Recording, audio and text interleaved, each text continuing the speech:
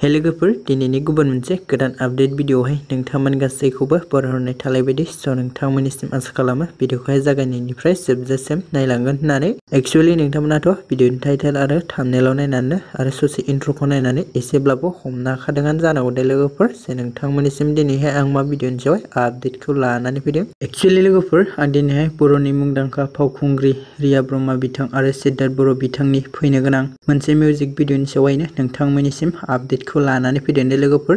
बेनिखायनो लोगोफोर नोंथांमोना भिडिअनि माखासे आपडेटखौ मिथिबाय थानो थाखाय भिडिअखौ जोबजासिम नायलांबाय थाबानो जाबाय दे लोगोफोर। ओमफ्राय लोगोफोर जोंहा बे फैनो गोनां मोनसे अफिशियेल मिउजिक भिडिअनि टाइटेलानो जाहैबाय स्ल'लि दे लोगोफोर। आरो लोगोफोर बे मिउजिक भिडिअनिनो केर'ग्राफखौ खालामदों बिथां मानब लाभलि बरमाया दे लोगोफोर। ओमफ्राय लोगोफोर बे स्ल'लि अफिशियेल मोनसे मिउजिक भिडिअनिनो मेथाइखौ रोजाबदों थाजिम नार्जारी बिथाङा दे लोगोफोर। ओमफ्राय लोगोफोर जोंहा बे फैनो गोनां मोनसे अफिशियेल मिउजिक भिडिअखौनो आरबि फिल्म प्रडाक्शन एबा आब' रिया ब्रह्मानि इउटुब चेनेलनि गेजेरजोंहायनो नुनो मोनगोन दे लोगोफोर।